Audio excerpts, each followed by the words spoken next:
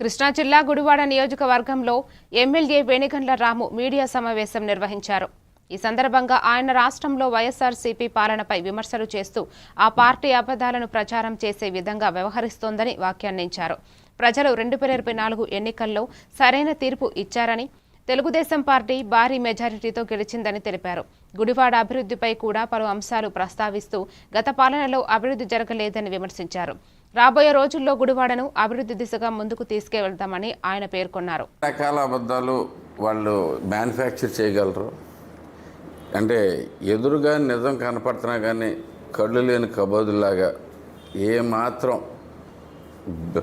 Blink కూడా చేయకుండా అబద్ధం చెప్పేటప్పుడు కనీసం కళ్ళನ್ನು ఆర్పుతారు.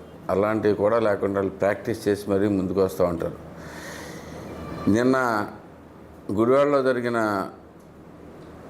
వాళ్ళు పెట్టుకుంది ఎస్ఐఆర్ మీద సర్ మీద ఒక ప్రోగ్రాం పెట్టుకుందాం, ట్రైనింగ్ ప్రోగ్రామ్ అని పెట్టుకుందాం. సహజంగా ఏ ట్రైనింగ్ ప్రోగ్రాంలైనా ఎలా జరుగుతాయి అంటే, ట్రైనింగ్ ప్రోగ్రాం జరిగేటప్పుడు కొద్దిగా అంటే ఎస్ఐఆర్ ప్రాసెస్ ఏంటి, దానిలో ఎలా చేస్తారు, దానికి మనం ఏం జాగ్రత్తలు తీసుకోవాలి, అవతల పార్టీ నుంచి ఏం ప్రాబ్లమ్స్ వస్తాయనే వాటి మీద ట్రైనింగ్ ఇస్తారు సహజంగా. అలాంటిది ఏమీ లేకుండా, ఎందుకంటే మనుషులు వచ్చేవాళ్ళు కూడా లేరు వాళ్ళకి బేసికల్లీ. ఇలా లేకుండా అబద్ధాలు ప్రచారం చేయటంలో నెంబర్ 1గా ఉన్నారు బేసిక్గా. ఎంత స్పష్టమైన అభివృద్ధి కనబడుతున్నా కానీ ఏం జరగట్లేదు అంటారు.